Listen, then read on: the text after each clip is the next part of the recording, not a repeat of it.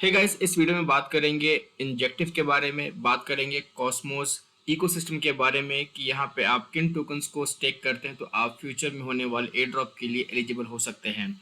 और पिछले कुछ दिनों में इंजेक्टिव स्टेकिंग के ऊपर काफ़ी सारी न्यूज़ आपको देखने को मिली होंगी, जिसकी वजह से आप देखेंगे इंजेक्टिव का जो प्राइस है वो काफ़ी ज़्यादा इस समय पंप कर रहा है। यहाँ पे 3 ऐसे प्रोजेक्ट्स हैं, ऐसे प्रोटोकॉल्स हैं इंजेक्टिव के ऊपर जो आपको फ्यूचर में एयर ड्रॉप करेंगे। हालांकि मैं उन प्रोटोकॉल्स के खिलाफ रहता हूं जहां पे वो खुद ये कह देते हैं कि अभी तक हमने स्नैपशॉट नहीं लिया है, तो बेसिकली वो यूजर्स को यहाँ पे फार्म कर रहे होते हैं। लेकिन अगर हम बात करें इन पर्टिकुलर प्रोटोकॉल्स की जिसके बारे में आपसे बात करूंगा, ये सभी के सभी इंजेक्टिव इकोसिस्टम के अंदर आते हैं और आपको यहाँ पे कुछ बाय नहीं करना है, सिर्फ आपको इंजेक्टिव टोकन को स्टेक करना है। और काफ़ी अच्छा एयरड्रॉप नहीं भी होता है तो भी यहाँ पे कोई प्रॉब्लम नहीं है। इंजेक्टिव काफ़ी अच्छा प्रोजेक्ट है और फ्यूचर में यहाँ पे आपको इसके प्राइस में ग्रोथ ही देखने को मिलेगा। तो सबसे पहले हम बात करते हैं यहाँ पे उन 3 प्रोजेक्ट्स के बारे में। तो नंबर 1 पे है यहाँ पे ब्लैक पैंथर। ये एक वैलिडेटर है इंजेक्टिव का। अगर आप इंजेक्टिव को ब्लैक पैंथर में स्टेक करते हैं, डेलीगेट करते हैं, तो यहाँ पे आपको रिवॉर्ड मिलेगा। ऐसा इन्होंने अपने ट्वीट में बताया है। सभी के लिंक्स आपको वीडियो के डिस्क्रिप्शन में मिल जाएगा। सेकेंड नंबर पे है यहाँ पे टेलिस प्रोटोकॉल। यहाँ पे उन्होंने बताया कि अगर आप टेलिस के अंदर जाके अपने इंजेक्टिव टोकन को डेलीगेट करते हैं, स्टेक करते हैं, तो यहाँ पे आप इनके फ्यूचर में होने वाले ड्रॉप के लिए एलिजिबल हो सकते हैं। और थर्ड नंबर पे है हाइड्रो प्रोटोकॉल और यहाँ पे भी सेम चीज़ है, लेकिन यहाँ पे आपको किसी भी पर्टिकुलर वैलिडेटर में जाके अपने टोकन को डेलीगेट नहीं करना है। आप किसी भी वैलिडेटर में जाके स्टेक कर सकते हैं और यहाँ पे सभी स्टेकर्स को एयर ड्रॉप देखने को मिलेगा। और इस बात को इनकी टीम ने खुद कंफर्म किया है। यहाँ पर अगर आप देखेंगे जो मैंने स्क्रीनशॉट लिया हुआ है, अगर आप INJ को सिर्फ स्टेक करते हैं किसी भी नोड में जाके तो भी आप यहाँ पे एलिजिबल हो सकते हैं। तो अब आपको करना क्या है? तो सबसे पहले आपके पास होना चाहिए कैप्टर वॉलेट। अगर आपके पास नहीं है तो जाके आप अपना अकाउंट क्रिएट कर सकते हैं। ठीक मेटामास्क की तरह आपको अपनी सीड फ्रेज को सेफली स्टोर करना है और उसके बाद आपको अपना अकाउंट क्रिएट करना है।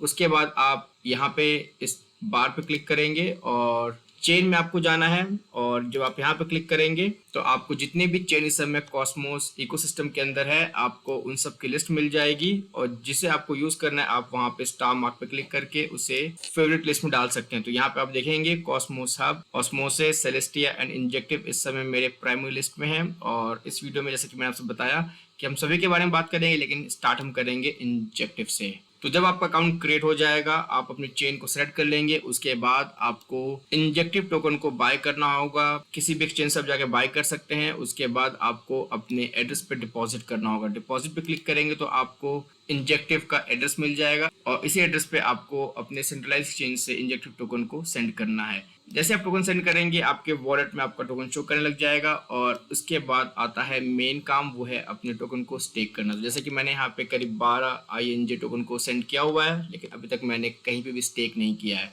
तो स्टेक करने के लिए आपके पास 2 ऑप्शन है। आप चाहें तो कैप्टर वॉलेट के अंदर ही जाके स्टेक कर सकते हैं या फिर आप injective.network/staking के ऊपर जाके यहाँ पे भी आप स्टेक कर सकते हैं। स्टेकिंग पे आपको आना है, नीचे आपको मिलता है वैलिडेटर्स के लिस्ट और यहाँ पे जब आप सर्च करेंगे ब्लैक तो यहाँ पे आपके सामने ब्लैक पैंथर आ जाएगा। डेलीगेट नाउ पे क्लिक करेंगे और इस तरीके से आप इंजेक्टिव वेबसाइट के अंदर जाके अपने टोकन को डेलीगेट कर सकते हैं। लेकिन मैं यहाँ पे कैप्टर यूज़ करूँगा क्योंकि मैंने जितने भी यहाँ पे टोकन्स हैं, चाहे सेलेस्टिया की बात करूँ, एटम की, ऑस्मोसिस की, सबके लिए मैंने कैप्टर को ही यूज़ किया हुआ है। तो मैं यहाँ पे कैप्टर यूज़ करूँगा। आप चाहे तो कैप्टर यूज़ कर सकते हैं, चाहे तो लीप वॉलेट भी कर सकते हैं या फिर आप इंजेक्टिव के वेबसाइट पे भी जाके स्टेक कर सकते हैं। तो ये रहा हमारा ब्लैक पैंथर। तो मैं यहाँ पे इसे सेलेक्ट कर लेता हूँ और उसके बाद मुझे स्टेक पे क्लिक करना है, कंटिन्यू टू स्टेक। अगर आपने ऑलरेडी स्टेक किया हुआ है लेकिन आपका जो वैलिडेटर है वो ब्लैक पैंथर नहीं है तो आप यहाँ पे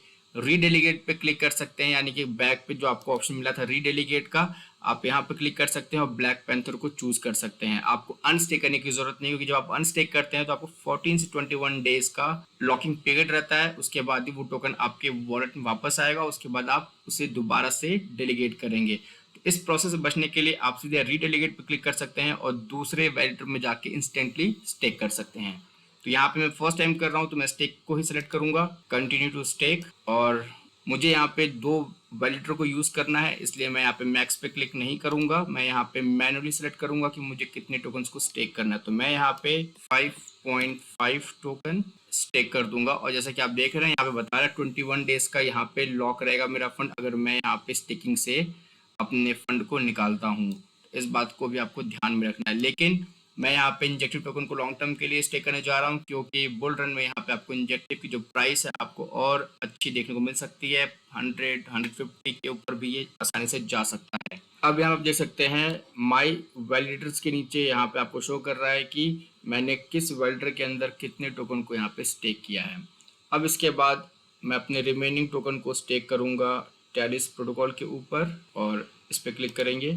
स्टेक 5.5 स्टेक। मैंने यहाँ पे कुछ ING को छोड़ दिया है गैस फीस के लिए, अप्रूव, और हमारा रिमेनिंग अमाउंट भी स्टेक हो चुका है। तो अब यहाँ पे आप देख सकते हैं 2 वैलिडेटर शो कर रहा है और दोनों की अमाउंट भी यहाँ पे शो कर रही है। तो इस तरीके से दोस्तों आपको इंजेक्टिव टोकन को जाके स्टेक करना है। और जैसे कि मैंने आपको बताया टैलिस प्रोटोकॉल और ब्लैक पैंथर इन दोनों का अभी तक स्नैपशॉट भी नहीं हुआ है, क्योंकि यहाँ पे इनकी टीम ने खुद ही बता दिया है कि जो स्नैपशॉट है वो अभी तक नहीं हुआ है और आप जाके अभी भी इनके वैलिडेटर प्रोग्राम में पार्टिसिपेट कर सकते हैं। ये है वो ट्वीट जहाँ पे उन्होंने बताया snapshots are still to be taken. तो जैसे आप ये काम कर देते हैं आप यहाँ पे एलिजिबल हो जाएंगे इंजेक्टिव के ऊपर आने वाले 3 प्रोटोकॉल के एयर ड्रॉप के लिए। इसके अलावा फ्यूचर में अगर इंजेक्टिव के ऊपर कोई और प्रोटोकॉल आता है तो याद रखिएगा जो भी प्रोजेक्ट इंजेक्टिव के ऊपर आएगा वो इंजेक्टिव स्टेकर्स के लिए किसी न किसी तरीके का रिवॉर्ड प्रोग्राम जरूर लेके आएगा। और अब हम बात करते हैं कॉस्मोस इकोसिस्टम के दूसरे चेन के बारे में। स्टार्ट करते हैं कॉस्मोस हब से। तो मैंने यहाँ पे स्टेक किए हैं करीब 12 एटम टोकन। तो अगर आपके पास फंड है तो आप भी जाके एटम को स्टेक कर सकते हैं। याद रखें जिन लोगों ने भी $75 के एटम टोकन को स्टेक किया था उन सभी को सेलेस्टिया का एयर ड्रॉप मिला था। और सेलेस्टिया का एयर ड्रॉप कितना बड़ा था ये हम सब ने देखा है। और इनफैक्ट आज भी इस वीडियो को बनाते समय सेलेस्टिया की जो प्राइस है वो $12 से ऊपर चल रही है और एक महीने पहले उसकी प्राइस करीब $2-2.5 के आसपास घूम रही थी और इस समय काफ़ी अच्छी प्राइस पे टिया चल रहा है। तो यहाँ पे भी दोस्तों आपको सेम प्रोसेस करना है। आपको अपने वॉलेट में एटम को सेंड करना है, उसके बाद वैलिडेटर के लिस्ट में जाके आपको अपने टोकन को स्टेक करना है। ध्यान रहे आपको कॉइनबेस, बाइनेंस, कैराकेन इस तरीके के जितने भी वैलिडेटर आपको देखने को मिलते हैं आपको उन्हें इग्नोर कर देना है। आपको किसी भी सेंट्रलाइज एक्सचेंज के वैलिडेटर में जाके स्टेक नहीं करना है। तो यहाँ पे मैंने SG1 में स्टेक किया हुआ, लेकिन मैं इसे रीडेलीगेट कर दूंगा कॉस्मो स्टेशन के अंदर, या फिर आप चूज कर सकते हैं एवर स्टेक, क्योंकि अगर आप सेंट्रलाइज एक्सचेंज वैलिडेटर को चूज करते हैं तो आपको एयर ड्रॉप नहीं मिलता है। तो बेटर है कि आप उनको अवॉइड करें। तो यहाँ पे एक लोगों का सवाल रहता है कितने एटम टोकन यहाँ पे आपको रखने चाहिए। ये किसी को नहीं पता है। किसी के लिए 10 भी काफ़ी होता है, किसी के लिए 5 भी काफ़ी होता है।